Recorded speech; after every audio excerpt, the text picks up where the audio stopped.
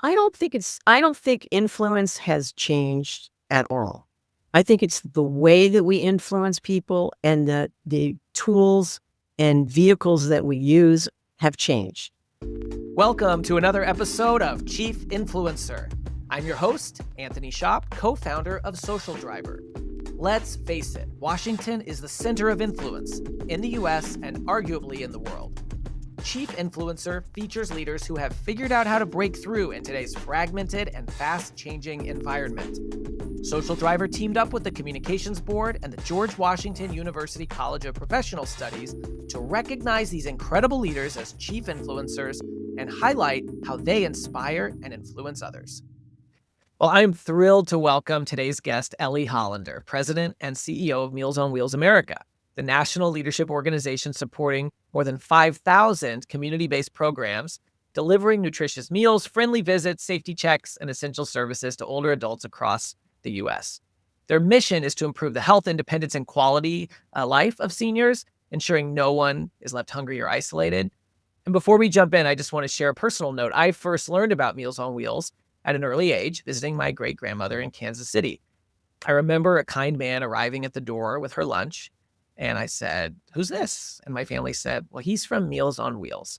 And at the time, I didn't grasp the full significance, but I've come to appreciate just how meaningful that moment of care and nourishment and dignity truly was. So I'm especially excited to speak with Ellie today. And before we dive in, there are three things I want to make sure you know about her. Number one, she's a champion for aging with dignity, leading the charge to eliminate wait lists for services across the country through the Bold End the Wait initiative and helping millions of older adults remain healthy and independent at home. Number two, Ellie brings a unique perspective as a former chief people officer. She was in that role at AARP, and she developed a people-first leadership philosophy that now shapes her approach to team culture, partnership, and purpose-driven strategy. And I'm excited to talk about influence on the inside today. And lastly, she's fostered a nationally recognized workplace culture at Meals on Wheels America, earning back-to-back honors and the Best Culture Awards by Kudos for culture innovation and culture leadership. Ellie, you have been called many things: a Forbes 50 over 50 honoree, Silver Stevie Award winner, Washington Business Journal Woman Who Means Business, and a Results for America nonprofit all-star. Today, we're happy to add to that list, and we're proud to call you a chief influencer. Welcome. Thank you, Anthony. Delighted to be here. I'm really excited to have this conversation today. You know, you stepped into your role at Meals on Wheels America at a moment when the need was great and was growing. What did you know about Meals on Wheels before becoming CEO, and what motivated you to say yes to leading this mission? Well, first of all, I think I knew a little bit about Meals on Wheels because it's such a well-known brand. I mean, everybody started Meals on Wheels. 9 out of 10 voting adults in America know of Meals on Wheels, and those that know us think favorably. So I think what a lot of people do was it's about meals.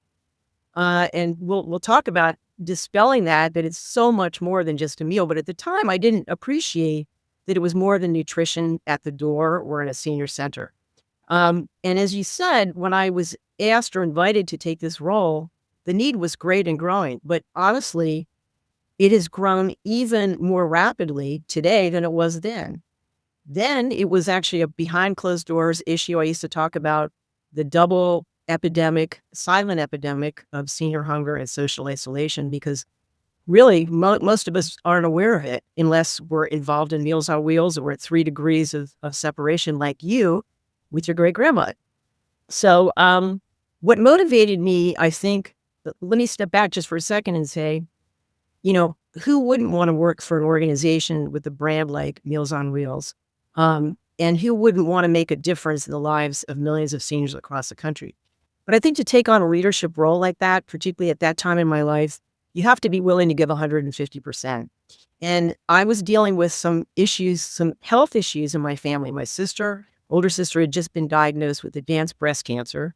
My father, who was in his early 90s, we had just moved into an independent living facility. I was the only one of my 3 other siblings that lived in the area. So I knew I needed to be available to him as a caregiver. And I also wanted to spend quality of time with my sister as much as I could. So the opportunity to take on a role like being a president and CEO of an organization like Meals on Wheels America, the timing wasn't perfect for me. So I was a little reticent about it. And I, prepared for my first interview with the board nominating committee, kind of hesitant. I mean, believe it or not because I didn't want to do it, but the question was, did I have the emotional fortitude at that particular time, knowing Yeah. I wanted to spend time with my family? So after I interviewed with the nominating committee, I absolutely fell in love with these leaders of local Meals on Wheels programs who were so passionate and so engaging. And I thought, my goodness, if I don't do this now, I will regret it. And I did speak to my dad at the time, my 92-year-old father, and at the time, my sister, and I said, look, I'm torn about this. And because our family is very close and we talk about things like that. And both of them said, you have to do this. And so that motivated me, kind of gave me permission, Anthony, if you will, to say, okay, I'm going to go for this. And then my second interview, I went with a gusto and I'm like, I want this job. And I'm so, so glad that I did. That's amazing. I love that story. I think it says a lot that you were really intentional about, is this the right time? Is this the right moment? Am I ready for this? And that enthusiasm from the nominating committee and meeting some of the leaders, kind of plus your endorsement from your family pushed you over the edge. So that's pretty cool. It occurs to me that the timing right now for Meals on Wheels is interesting. You talk about the need being, so great. The number of Americans who are senior citizens is growing. So just the population pool that you serve is growing. And we know, obviously, there have been reductions in government funding for all kinds of things. And so that's sort of another counter factor. Many people may not realize that today there are seniors waiting for Meals on Wheels services. They're signed up, but they're on a waiting list. Why is that the case? And can you talk about the End the Wait initiative that you launched to change that reality? Right. So, yeah, let's step back just for a moment and say that basically Meals on Wheels providers in communities large and small, rural, suburban, urban, have been providing this important service, which I mentioned is nutritious meal, but also moments of social connection, safety and wellness checks in the home, but also in senior centers. Really, as the first and sometimes the first line of communication with an older adult, and able to connect them with other services that they may need. This network of providers has been reaching out on an annual basis to over 2 million seniors annually, which sounds like a lot. But as the population has grown, the need has grown exponentially, and there are probably at least 2.5 million additional seniors out there who could benefit from Meals on Wheels and aren't getting it. So we did, and we constantly do sort of pulse surveys of our Meals on Wheels providers to find out what's the wait list look like. Now, these are people, Anthony, that actually know about the Meals on Wheels service, have reached out, Yeah. and are told, look, we don't have the resources, and I'll get to that in a second. Why are the waiting lists where they are? But we did the most recent survey we did. We found out that 1 out of 3 Meals on Wheels providers have a wait list. And of those folks on the wait list, it ranges from anywhere from, 1 month to 4 months. On average, 4 months, a person is on a waiting list. And some of these programs have waiting lists as large as 2,000 people, which is just mind-blowing if you think about it. And why is that? Because the resources have never kept pace with the growth in the population or inflation. Simple as that. And many people may not realize that Meals on Wheels is what we call a public-private partnership. The federal government, through the Older Americans Act largely, provides, if you will, what I consider foundational funding. And that probably represents about 1/3 of the funding. And the rest, providers are expected to be able to find matching funds, whether that's through their local communities, through individuals, corporations, foundations, and even through contributions of those seniors themselves, who obviously want to pay it forward and want to be able to contribute to their meal.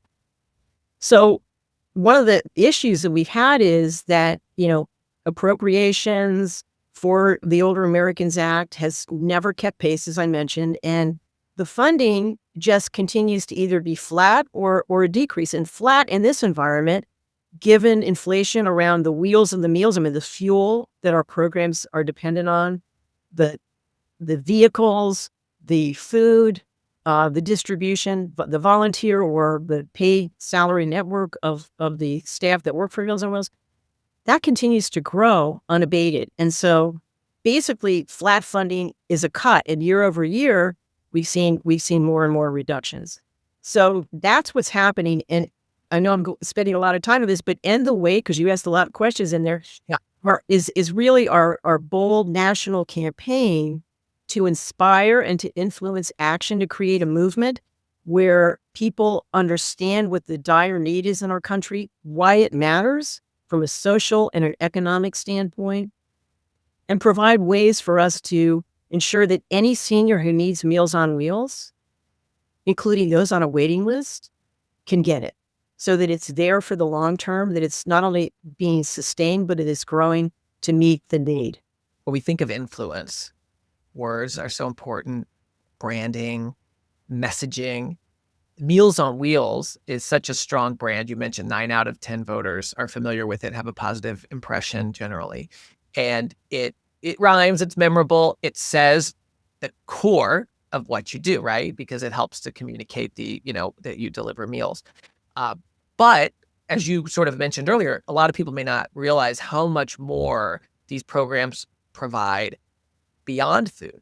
And I wonder if you could share a little bit about how you describe that full impact to someone who may only think of meals. And maybe I'd love to hear your take on just, is it, kind of the double-edged sword of having a great, memorable brand that does clearly communicate the what you do, but that maybe sometimes it makes it, a challenge or an opportunity for you to say more about the why, because it's hard to, package that in your name. So I'd love to hear just a little bit about the message you use and how do you get those, what words do you use so that somebody quickly understands that you're more than just the meal? Yeah, well, it is a double-edged sword in a way, but I still would rather start with a brand as well known as Meals on Wheels. We go from there. So let's say that. I think the biggest challenge is really what's going to resonate with somebody. So when I describe Meals on Wheels, you know, do I talk about the fact that it enables independence and it enables a senior to live longer in their own homes, more safely, independently, more healthfully than they possibly could otherwise? I talk about that. I talk about what it enables. And I talk about the different kinds of services that we offer. I mean, for people that love pets, and who doesn't love their pet? Probably 1/3 of Meals on Wheels recipients have loving furry companions, and they want to be able to stay with their companion. We don't want them to give their meal to their pet. So we work very closely with other corporate sponsors like PetSmart Charities to be able to augment what we do with the meal for a senior, to also be providing services and supports to keep those loving companions with their seniors together, because that addresses social isolation. So that's the other thing, a nutritious meal, social isolation. What we want to do is create those connections. We also work with other providers like the Home Depot Foundation, because when we go into seniors' homes, sometimes it's not safe. There are tripping hazards. So their homes may be having a leak in the roof, or their steps just to go up are dangerous. So we work with other organizations, corporate foundations like the Home Depot Foundation, to shore up and create more safe homes so people can live longer. So I talk about independence, I talk about health and well-being and safety, but I also talk about the more than a meal, which is the nutritious meal, if you will, is the entree that opens the door if we're delivering a meal to a home down senior, but we also do have senior centers that we run. We talk about the fact that it's maybe the only time someone is going to see a person in a given day or even a given week, depending on where they're living.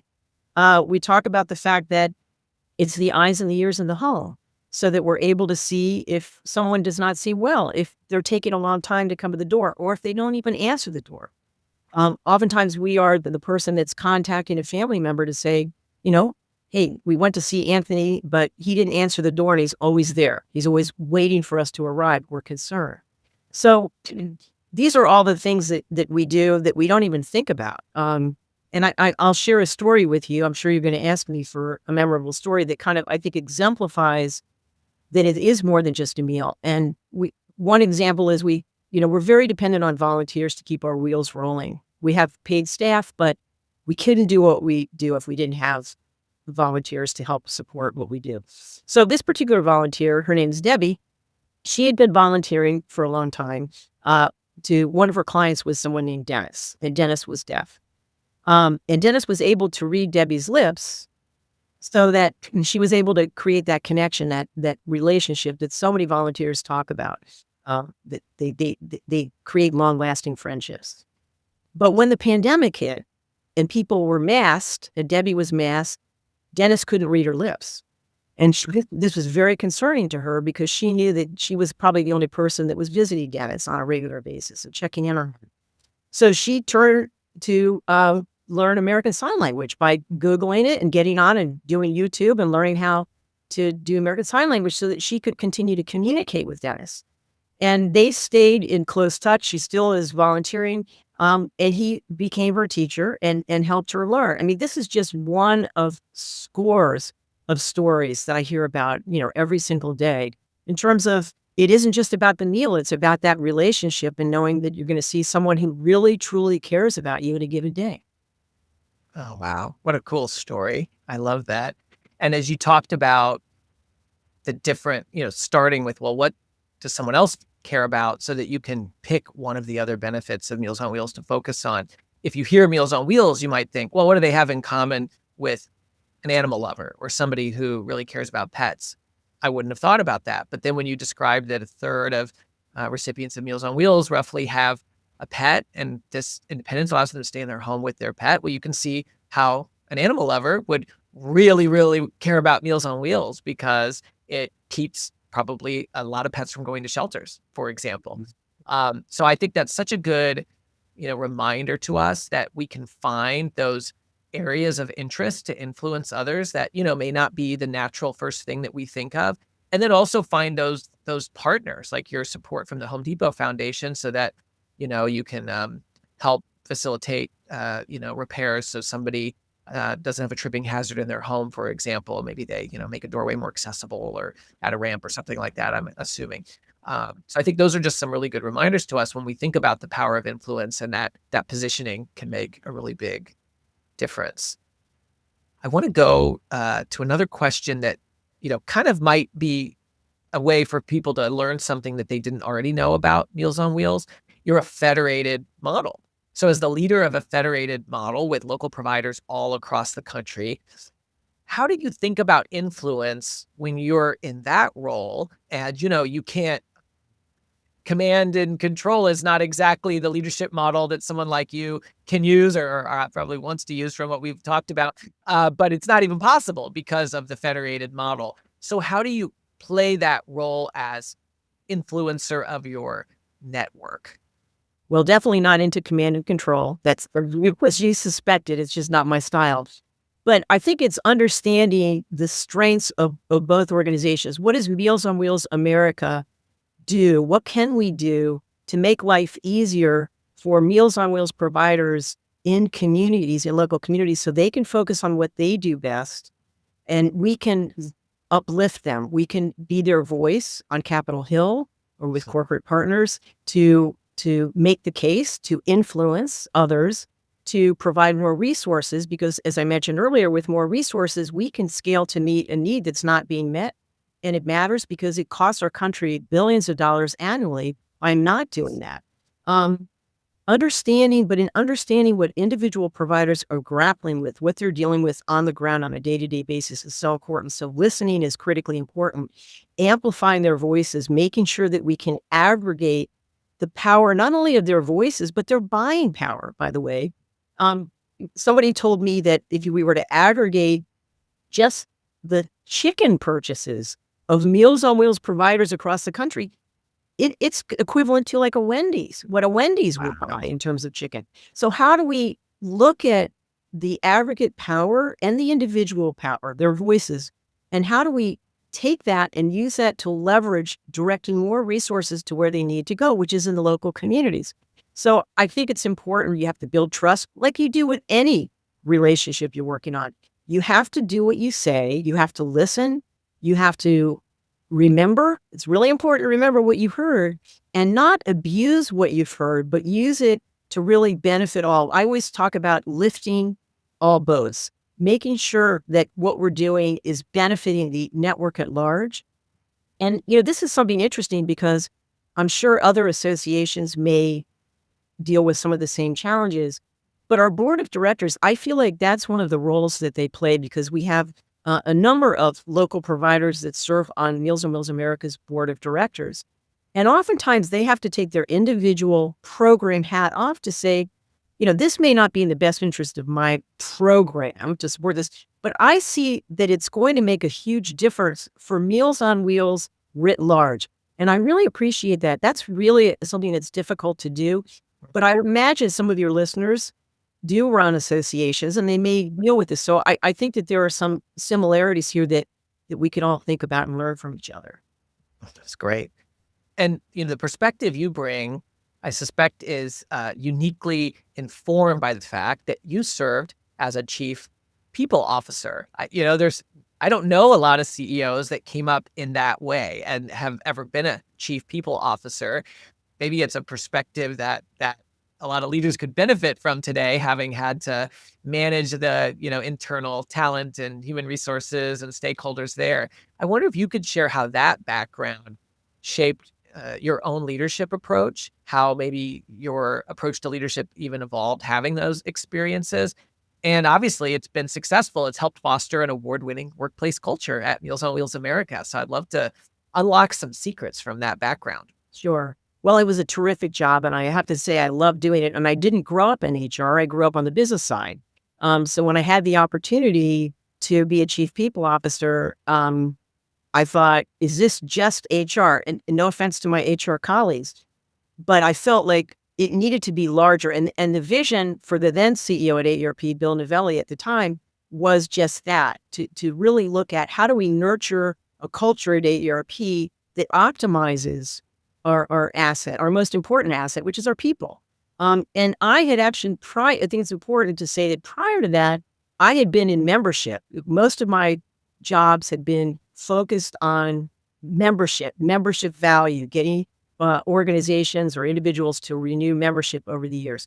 And so it was interesting for me to sort of switch my focus from an external to an internal, but always people-centric. I mean, even when I was in charge of membership, it was about building relationships with individuals who then could influence whether or not they stayed in as an organization. So it's really a lot of the same, I'd say the same characteristics that I had to hone when I was in membership to bring in to be a chief people officer. However, I loved it because it really was the ability for everybody in the organization to drive the organization's performance. And at the time, it was people were just starting to make the link between an engaged workforce and organizational performance. It was just at the very, very beginning.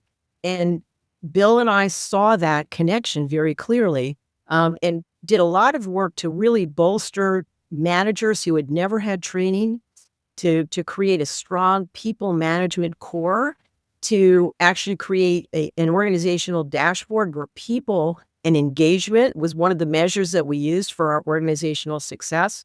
We also, when I was at AARP, we were focused on being a best employer for the 50 plus population. We had to walk the talk.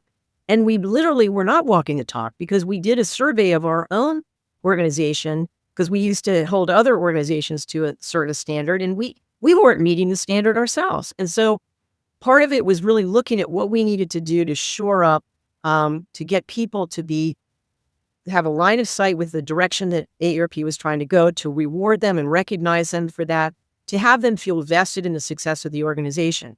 And so we created this people strategy where we had folks from all sides of the business sitting around the table, making decisions, making sure that our values aligned with everything that we were walking the talk as an organization. And we won a lot of awards because of that. And so that learning and feeling like I could unleash the power of individuals to create an internal movement, to inspire people, to drive engagement, really, I think, made a huge difference in how I came to be a leader at Meals on Wheels America.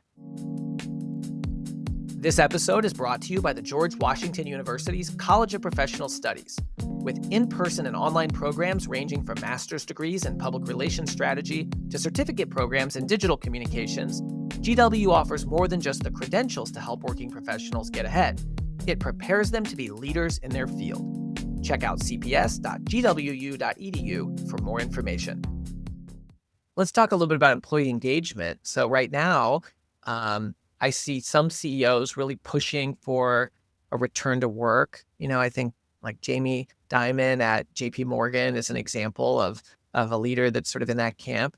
And then we talk to other companies. One of our upcoming guests is the CEO of Zapier, and they've been a fully remote workplace since they started. And so they're big champions of that. Where do you fall as a CEO on remote work, hybrid work, flexibility and trust and, proper boundaries around that? Love to hear your perspective, especially because you have that chief people officer background. Yeah. Well, I think I have a unique perspective because even when I was chief people officer, I was trying to get managers more comfortable with managing a virtual workforce then.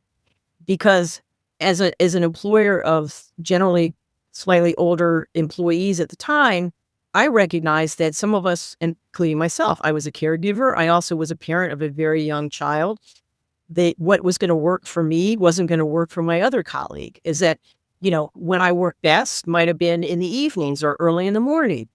So that to have a workplace that was one size fits all for everybody just didn't seem to work. So I was working on change management decades ago to try to get people to embrace flexible work even then. I think the philosophy of back to work, I'm going to say it in quotes, people were working. I mean, so it wasn't like you're working from home. Look, during the pandemic, we had people, particularly in our organization, who were working around the clock. We're getting much more hours than they would have been if they were spending time in traffic or on the metro with a broken down metro.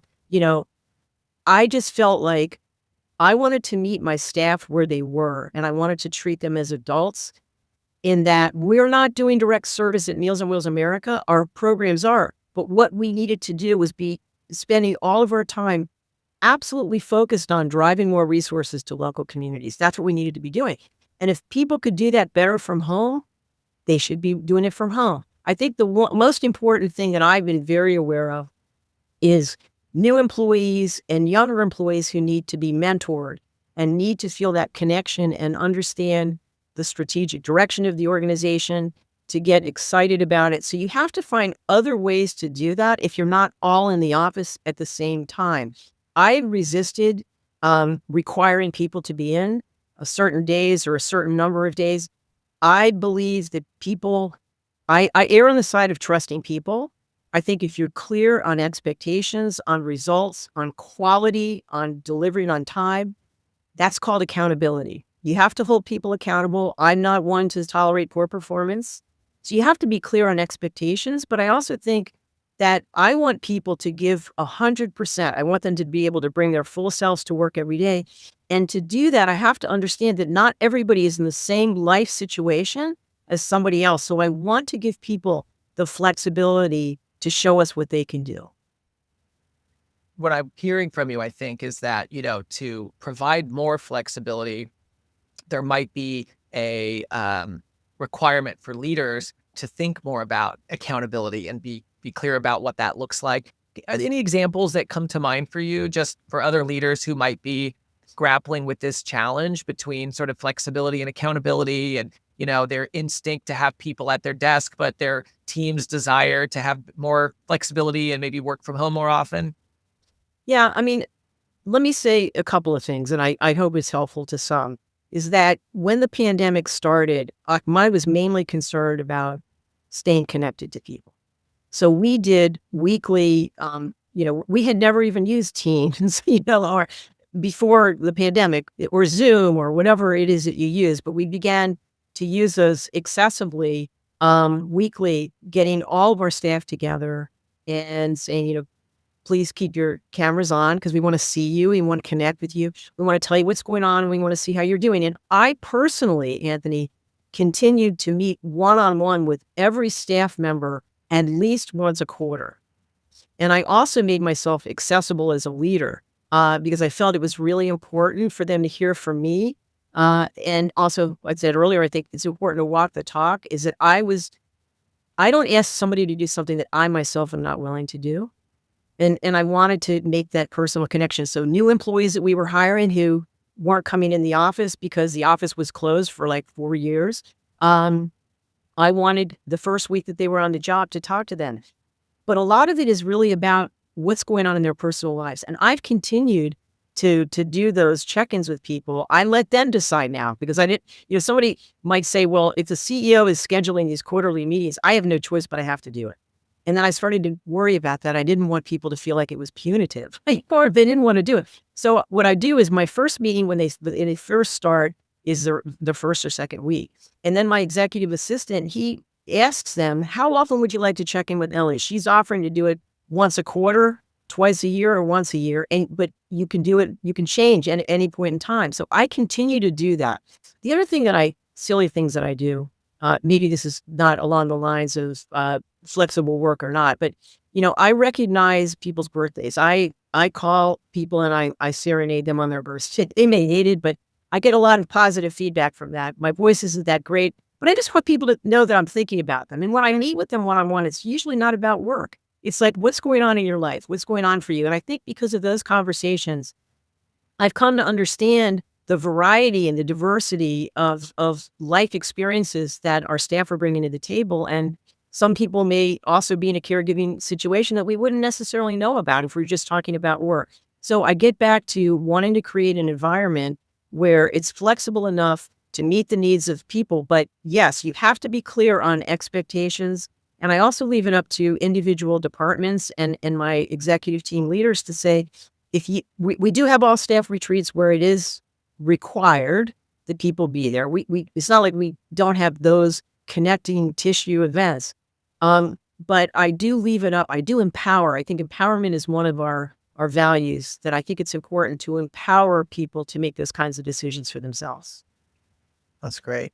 Yeah, and you talk about that accessibility. It reminds me, we interviewed Steve Taylor, the CEO of the Arthritis Foundation, and he said when he became CEO, kind of two things he did right away. He moved his physical office in the building to be more central and left the door open because he wanted to really show people he was accessible. But also he has people who don't work in that office or who aren't in every day.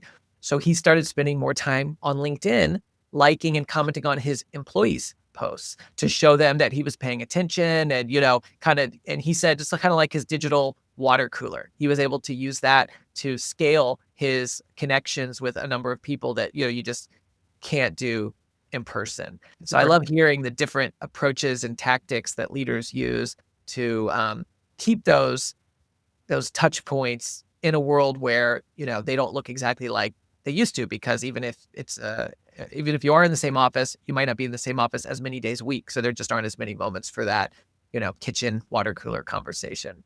So true. I want to talk a little bit about kind of messaging and communication. So, you have to communicate with a lot of different audiences, lawmakers and donors and local leaders. And I wonder if you could share how you tailor your message of Meals on Wheels America with audience groups like that, especially maybe lawmakers, because I know that, we live in a time that's somewhat polarized, and sometimes having one clear, consistent message, you can't use the exact same words and the same message with everybody. So I'd just love to hear kind of how you approach that. Yeah, I think I approach the same regardless of the stakeholder or the person I'm meeting with. I have to do my homework. I really need to sort of understand their background. I watch videos if I can to see, what they get passionate about, where they're from, have they delivered meals, depending on what the message is that I'm trying to get across. Because, you only have a few seconds oftentimes to make that personal connection. So the first thing is you want somebody to like you. So I think coming across authentically and genuinely interested. In fact, I have something on my desk that I've carried with me through many jobs that says, "Be here now." So be really focused on the conversation, listen, try to make that connection. But I found that, depending on with whom I'm speaking, what's going to resonate? What's the message that I think has the best chance of resonating? I can give you an example of years ago when I was looking for I'm always looking for additional funding streams. Let me just say that. So any listener who has any suggestions, I'm all ears. At the time, there was something called a social impact bond, where if you had an intervention, which we do at Meals on Wheels, that's evidence based, it shows that it's actually making a difference. If it's helping people be more healthy, or helping to save lives, or helping to save dollars, social impact bond was an opportunity. But if I was talking to a Democrat, I would talk about the social value, the social impact of Meals on Wheels, right? But I also know that if I'm speaking to a Republican colleague, I need to focus on the economics. What's the return on investment? Where are the savings? Why should I make an investment here? And that's the flip of a social impact bond, is called pay for success. You only pay if you're going to deliver. You get the reward. You share in the savings. And so being able to pivot between two different messages, but that kind of are around the same thing, is really important to learn how to do, so that you're making sure that your message is resonating with the person with whom you're speaking. And I got really good at that, to say, what's the motivator? And I could even, sometimes I may not know the answer. So I could say, what's more important to you? The moral imperatives, or knowing that you're making a difference, you're saving our country money, you're saving taxpayer dollars. What is going to motivate you the most? I can ask that question.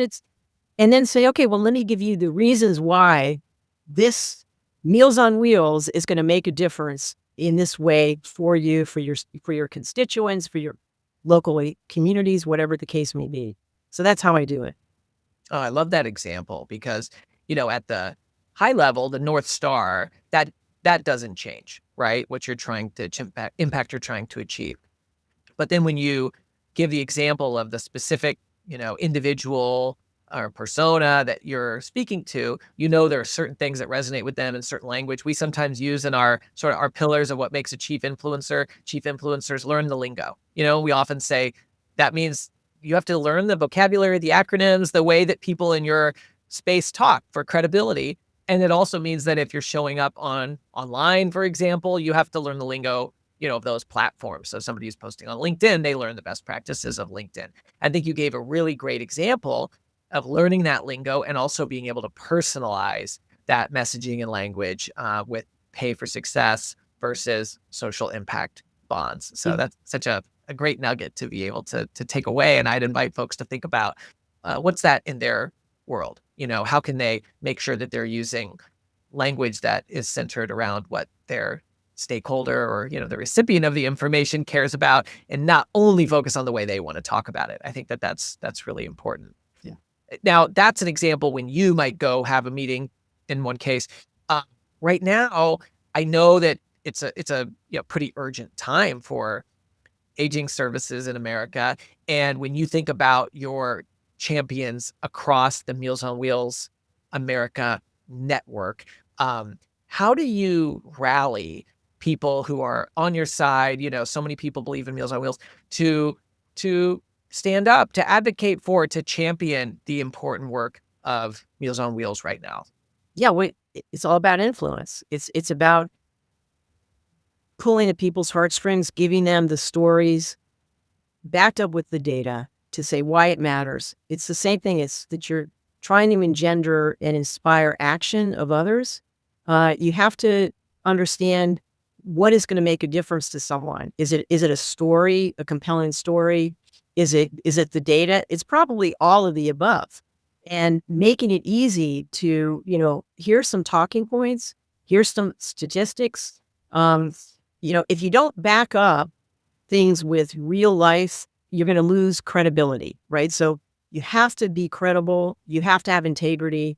And you have to, to create a movement, you've got to galvanize people along a continuum. I mean, it starts with generating interest and then inspiring action, and then continuing to steward those relationships, so that basically you're creating, an army of supporters that you're not the person that has to be the voice. You're enabling them to do that. You're empowering others to do that.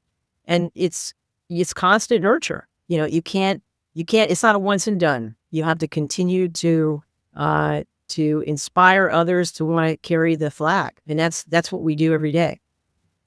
What's the message that you most want the public and decision makers to hear right now when it comes to Meals on Wheels? Well, I mean, it's pretty easy. I think it's to say, look, we all need to care about aging in America. We're all aging. And we're talking about real people, whether it's our grandparents, our parents, ourselves, our school teachers, people that are aging.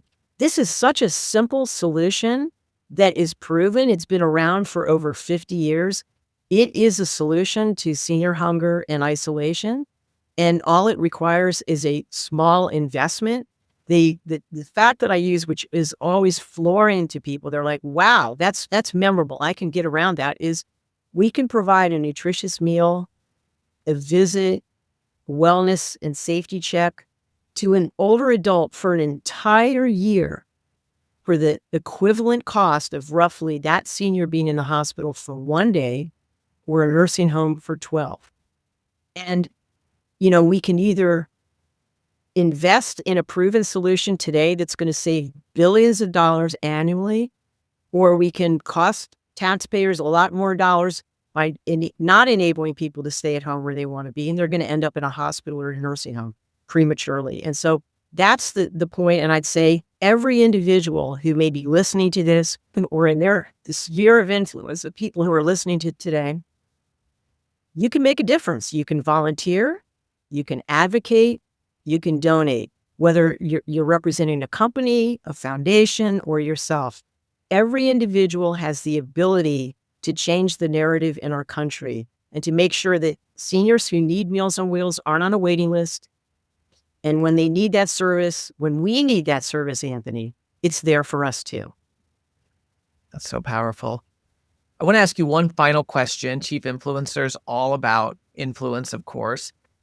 How do you define influence today, and how has that evolved over the course of your leadership journey, Ellie? I don't think influence has changed at all. I think it's the way that we influence people and the tools and vehicles that we use have changed. I mean, you are an innovative person who started Social Driver. You know about the value of technology. And I think many of us are still like learning how to leverage that, but you have to be able to break through the noise. The noise is more chaotic than ever. People's attention span is more limited. So the ability to break through and to have a memorable moment where somebody is walking away with at least one thing that resonates with them and it really inspires them to take action. To me, that's what influence is all about. It just has become a lot more difficult, in my view, today than it used to be. But the techniques are still there. It's how best to leverage the tools that we have at our disposal to do that. Absolutely. And as I think about our conversation on influence today, I just spoke with Ellie Hollander. And Ellie, when I think of the theme of our discussion, I would say people-centered influence is my takeaway from you. You had a stint in your career as a chief people officer. So this is probably not surprising to connect the dots there to your approach. And what I heard from you was the importance of tailoring your message, knowing your values, knowing your true north, but then tailoring that message based on people. Showing the value of people, obviously, is a big part of what you do through Meals on Wheels and your network. But then understanding the person you're talking to and what matters to them. And you gave some really great anecdotes around that. One of those was if you're going up to Capitol Hill, you might use pay for success with one colleague on the Republican side versus social impact bond with a colleague on the other side. And you gave a powerful story about during the pandemic, one of your volunteers, I believe her name was Debbie, and she was visiting Dennis. And that really stuck with me, that he learned to read her lips because he was deaf. And when she had to wear a mask, it inspired her to begin learning American Sign Language. And those, I think, are just amazing examples of how you put people in the center to get your message across. And we heard that Meals on Wheels has this, powerful, beloved brand. So many people know it. So many people understand the value it provides. But what they may miss with such a clever brand is that it's more than just a meal. And I really like how you shared those examples of how someone who's able to stay independent in their home Well, that means that their pet can stay with them. And that unlocks an audience that might, connect with that at a deeper level because of their affinity. Or safety in the home and making repairs, and how you've built that relationship with the Home Depot Foundation. And so to me, I think hearing about this different sort of multifaceted way that you connect your network, that you elevate this network, but all with this theme of putting people at the center as you approach influence. So that's my takeaway. And I just want to say thank you so much for the work you do. And thank you so much for spending your time with us today to share how you are a chief influencer and how you lead Meals on Wheels America with a people-centered approach to influence. Thank you, Anthony. It's been a lot of fun. I've enjoyed it immensely. Me too. Chief Influencer is a production of Social Driver. We help clients transform complexity into clarity with people-centered strategies. Whether you're looking to elevate the influence of your brand or of your leaders, check out socialdriver.com to learn more. For show notes or to nominate a guest, visit us at chiefinfluencer.org or follow Chief Influencer on LinkedIn.